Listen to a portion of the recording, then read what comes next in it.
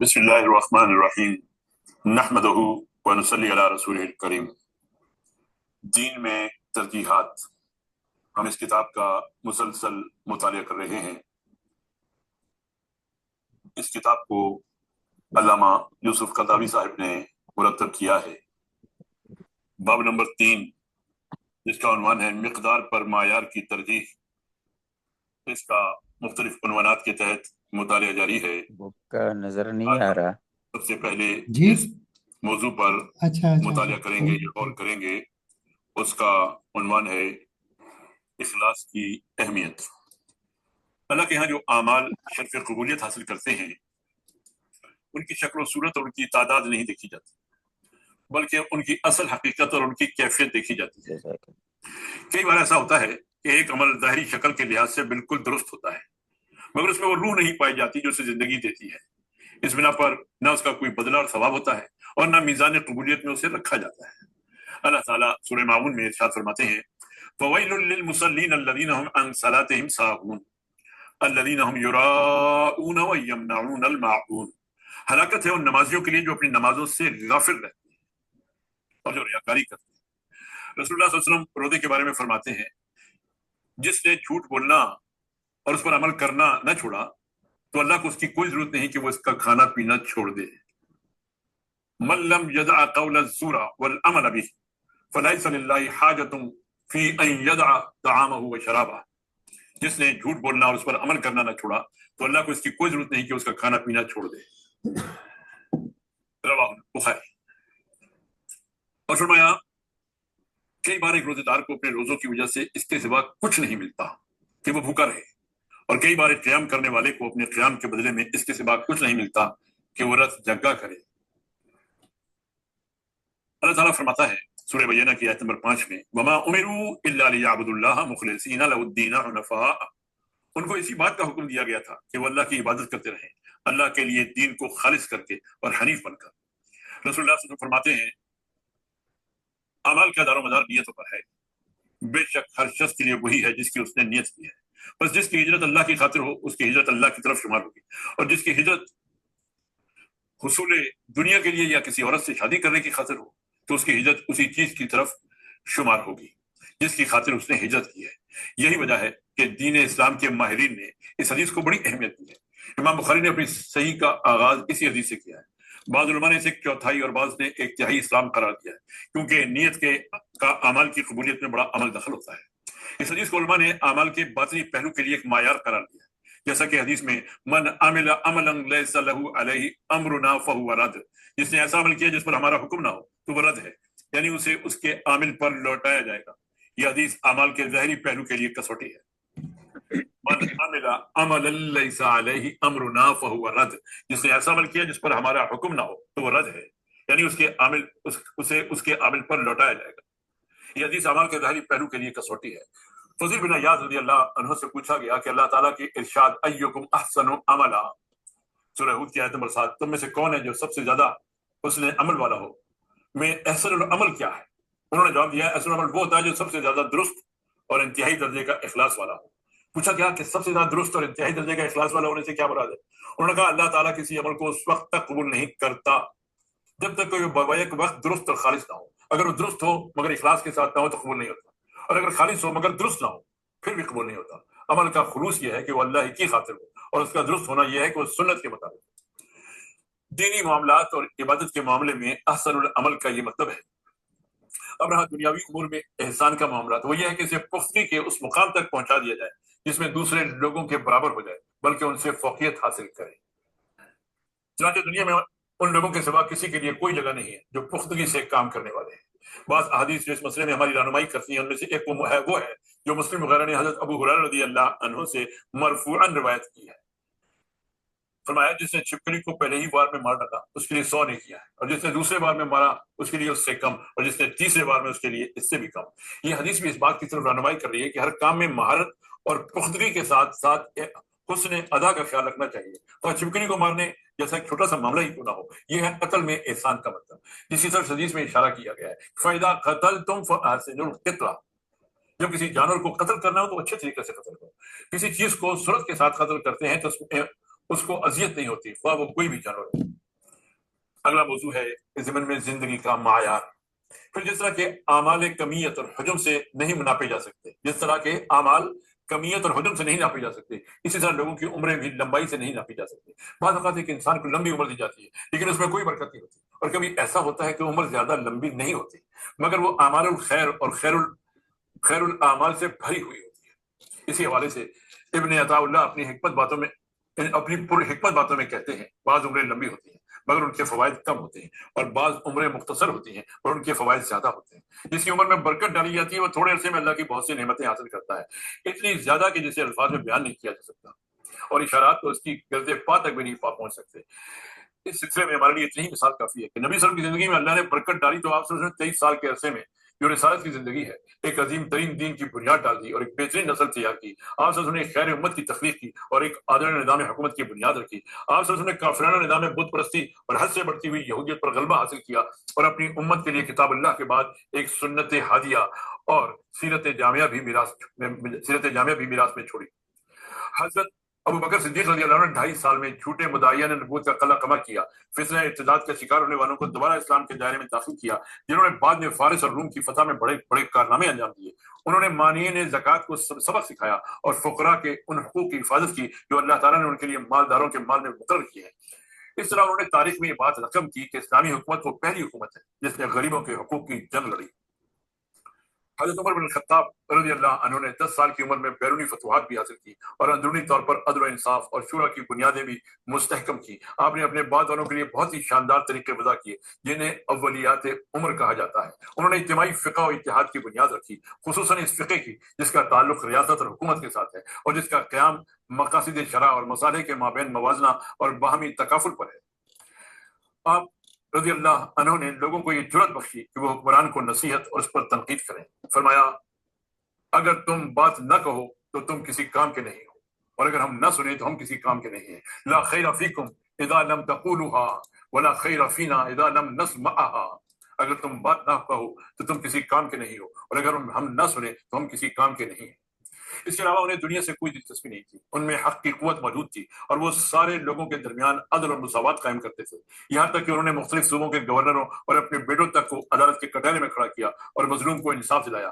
حضرت عمر بن عبدالعزیز کے ذریعے اللہ تعالیٰ نے 30 ماہ کے عرصے میں جو ان کی ساری مدت خلافت ہے عدل اور ہدایت کی سنتوں کو دوبارہ زندہ کیا، ان کے ذریعے ظلم و جور اور گمراہی کی بدعتوں کو ختم کیا، انہوں نے لوگوں کی غصب شدہ جائیدادیں دوبارہ ان کو لوٹائیں اور لوگوں کے حقوق کی حفاظت کی۔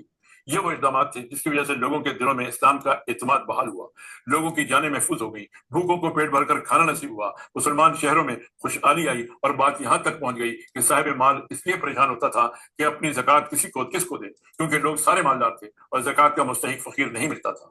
امام شافعی رحمۃ اللہ علیہ نے 54 سال کی عمر پائی، 150 ہجری سے 204 ہجری تک، اور اپنے پیچھے علم و فکر کے یہ عظیم الشان بنیادی خزانے چھوڑے۔ امام غزالی رحمۃ اللہ علیہ 55 سال دنیا میں زندہ رہے، 450 ہجری سے 505 ہجری تک، اور امت کے لیے عظیم اور بے شبہ علمی سرمایہ چھوڑ گئے۔ امام نووی رحمۃ اللہ علیہ کی عمر وفات کے وقت 45 سال تھی، سن 431 ہجری سے 676 ہجری، مگر اس عرصے میں انہوں نے حدیث اور فقہ میں 40 سے لے کر شرح مسلم تک اور المنہاج فی الفقہ سے لے کر روضۃ الطالبین اور المجموعہ تک وہ سرمایہ دنیا کو پیش کیا جس سے اللہ تعالیٰ نے پوری امت کو نفع پہنچایا۔ اس کے علاوہ ان کی کتابوں میں تہذیب الاسماء واللغات بھی ہے۔ ان کے علاوہ اور بہت سے ائمہ کرام جیسے ابن العربی، سرخسی، ابن الجوزی، ابن قدامہ، قرافی، ابن تیمیہ، ابن قیم، شاطبی، ابن خلدون، ابن حجر، ابن الوزیر، ابن حمام، سیوطی، دہلوی اور شوکانی وغیرہ نے زمین کو علم و فضل سے بخشا۔ بعض لوگ ہوتے ہیں جو موت سے پہلے ہی مر جاتے ہیں اور اس کی عمر ختم ہو جاتی ہے، حالانکہ اس کا شمار زندوں میں ہوتا ہے، لیکن اس کے بعد ایسے ہوتے ہیں جو موت کے بعد بھی زندہ رہتے ہیں۔ وہ اپنے پیچھے نیک اعمال، علم نافع، نیک اولاد اور اچھے شاگرد چھوڑ جاتے ہیں جو ان کی عمر میں اضافہ کرتے رہتے ہیں اور ان کی عمر لمبی سے لمبی ہوتی جاتی ہے۔ وما علینا الا البلاغ۔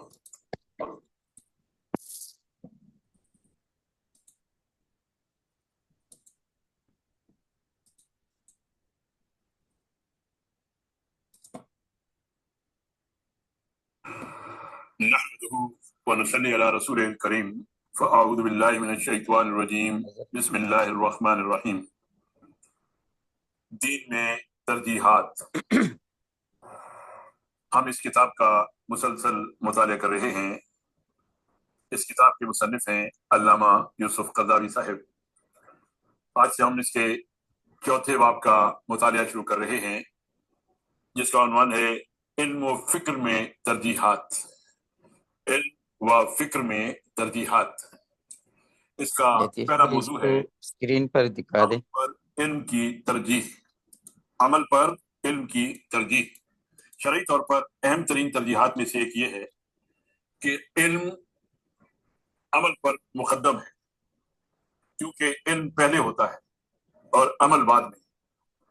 علم عمل کا رہنما اور مرشد ہوتا ہے۔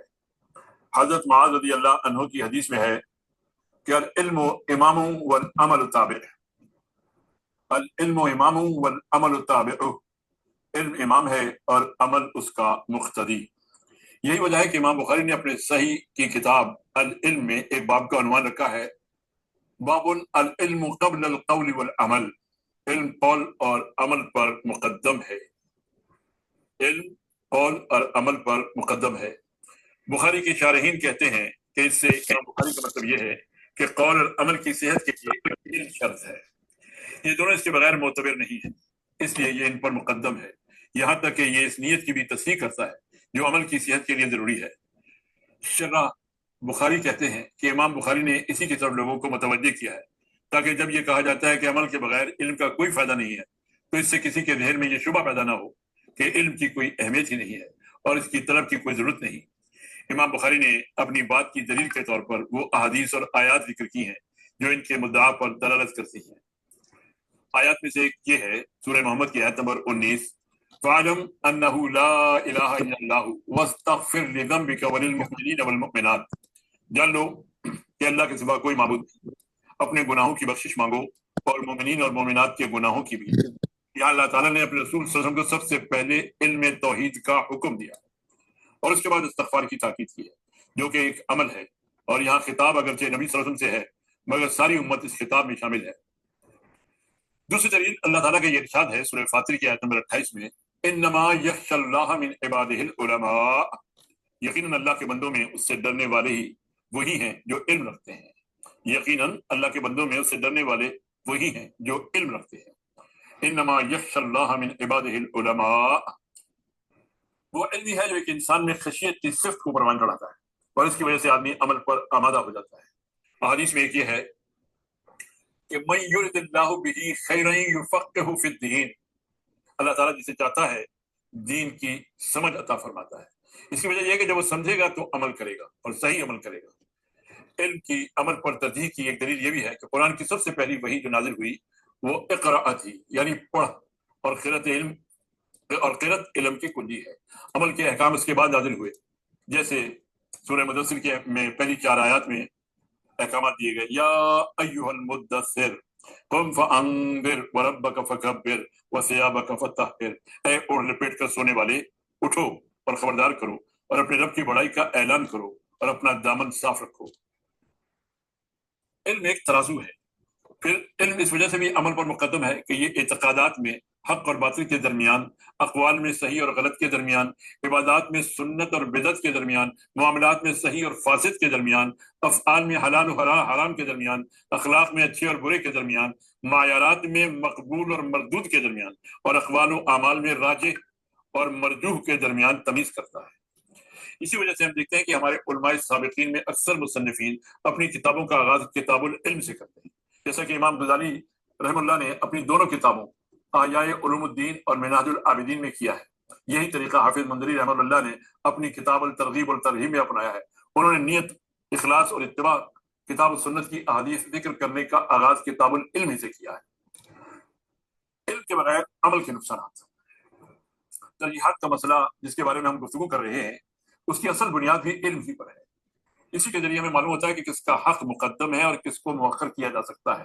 اگر ہمیں اس چیز کا علم نہ ہو تو پھر ہم اپنے موضوع کے بارے میں اندھیرے میں تیر چلائیں گے۔ خلیفہ راشد حضرت عمر بن عبد العزیز رحم اللہ نے کیا ہی خوبصورت بات کہی ہے، من عمل فی غیر علم کان ما یفسد اکثر مما یصلح، جو شخص علم کے بغیر عمل کرتا ہے وہ اصلاح سے زیادہ فساد کرے گا۔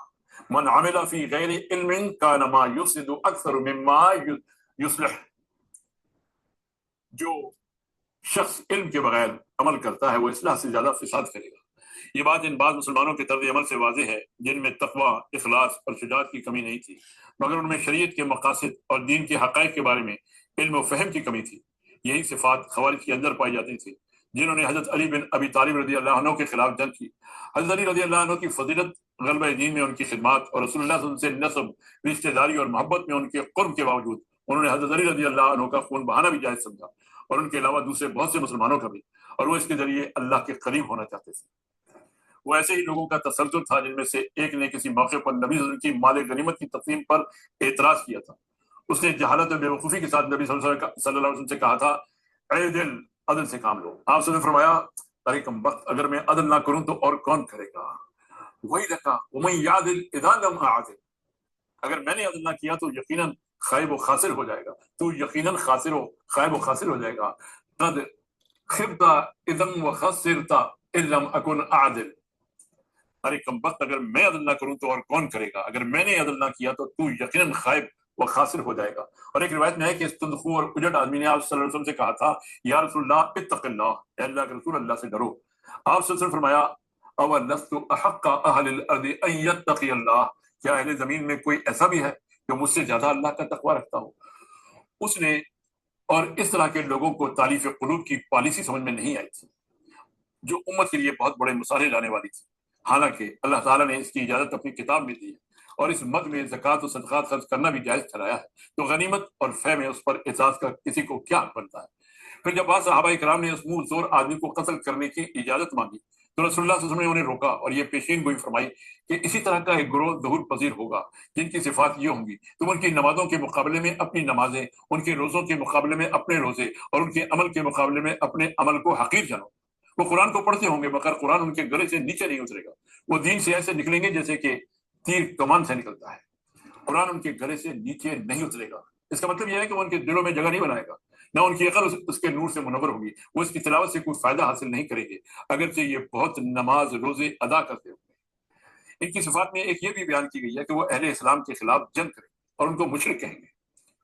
ان لوگوں کے دلوں یا ان کی نیتوں میں فطور نہیں تھا، بلکہ ان کی عقل و فہم میں کمی تھی۔ یہی وجہ ہے کہ دوسری حدیث میں ان کی صرف یہ بیان کی گئی ہے کہ وہ ان کے دانت نئے نئے نکلے ہیں اور ان کے خیالات بے وقوفوں جیسے ہیں۔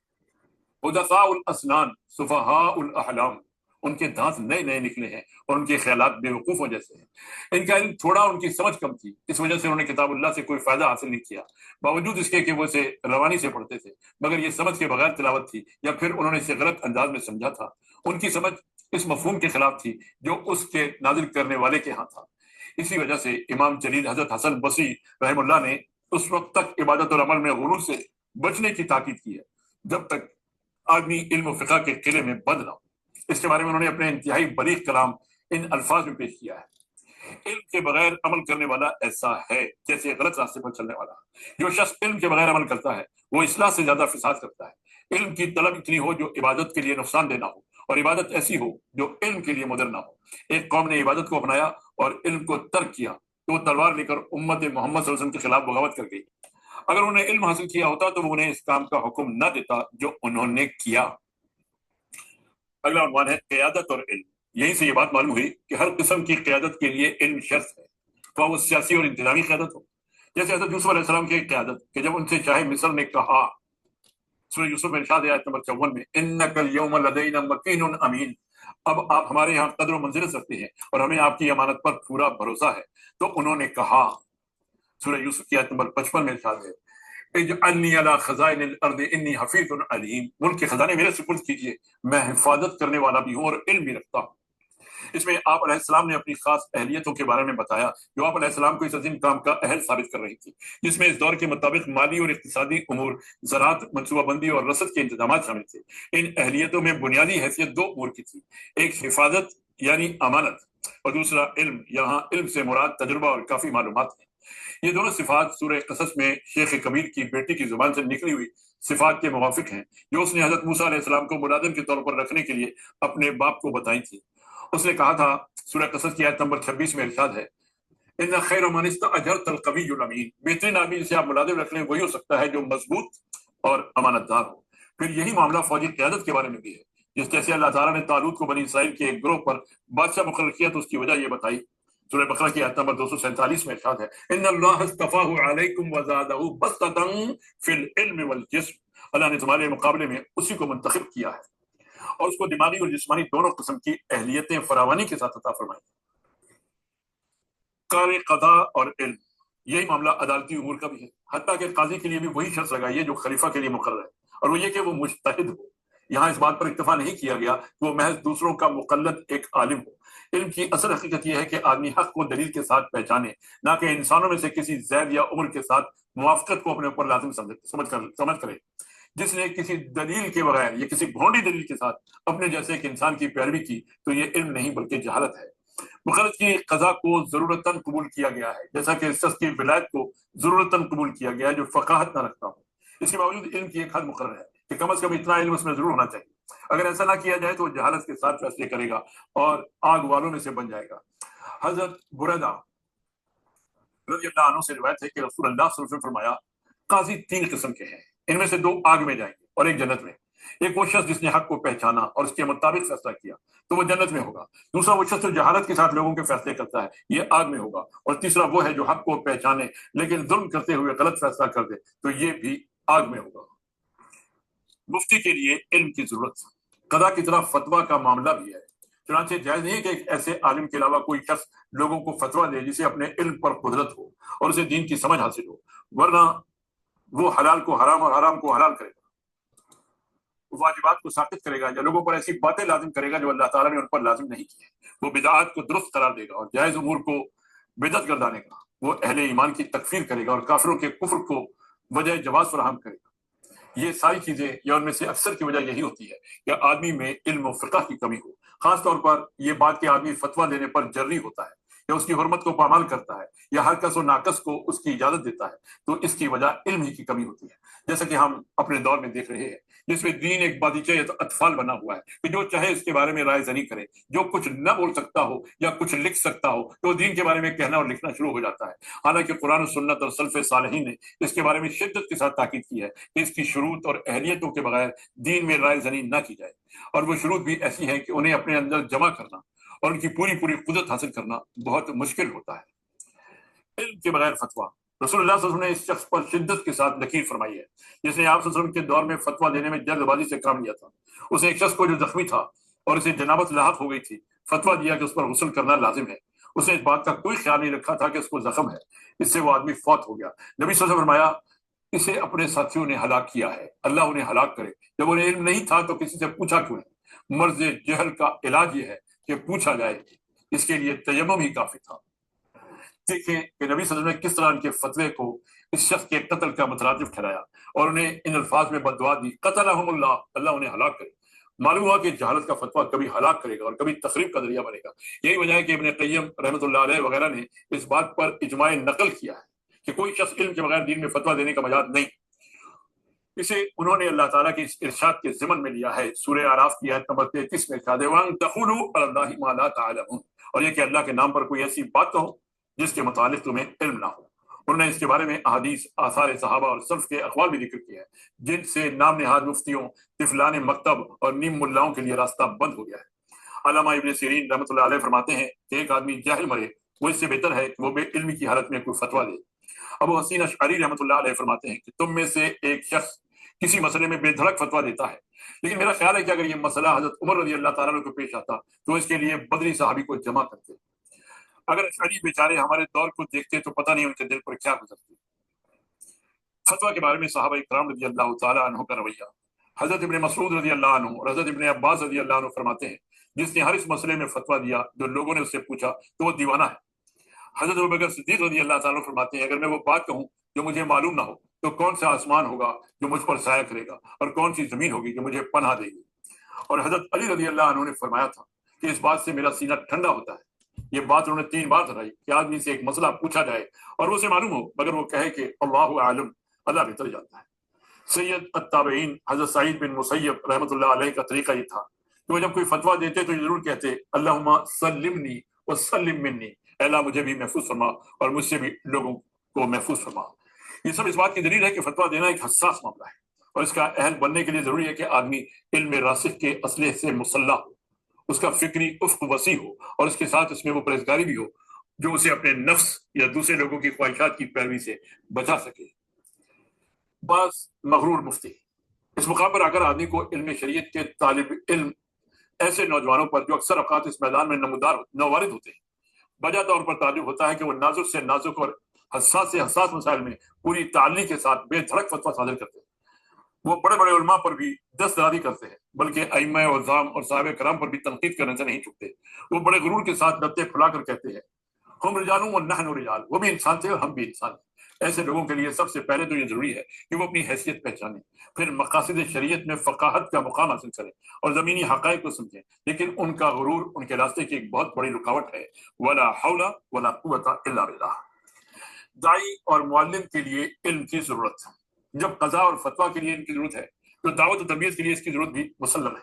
اللہ تعالیٰ فرماتا ہے سورہ یوسف کی آیت نمبر 108 میں قل هذه سبیلی ادعو الی اللہ علی بصیرہ انا ومن اتبعنی، قل هذه سبیلی ادعو الی اللہ علی بصیرۃ انا ومن اتبعنی، تم ان سے صاف کہہ دو کہ میرا راستہ تو یہ ہے کہ میں اللہ کی طرف بلاتا ہوں، میں خود بھی پوری روشنی میں اپنا راستہ دیکھ رہا ہوں اور میرے ساتھی بھی۔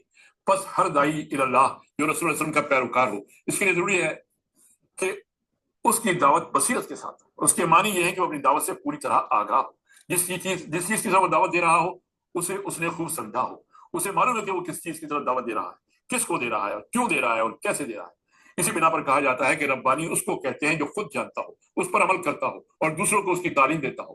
اسی کی طرف اشارہ ہے اللہ تعالیٰ کے اس قول میں سورہ آل عمران کی آیت نمبر 79 میں ارشاد ہے وَلَٰكِن كُونُوا رَبَّانِيِّينَ بِمَا كُنتُمْ تُعَلِّمُونَ الْكِتَابَ وَبِمَا كُنتُمْ تَدْرُسُونَ، لیکن تم سچے ربانی بنو جیسا کہ اس کتاب کی تعلیم کا تقاضا ہے جسے تم پڑھتے اور پڑھاتے ہو۔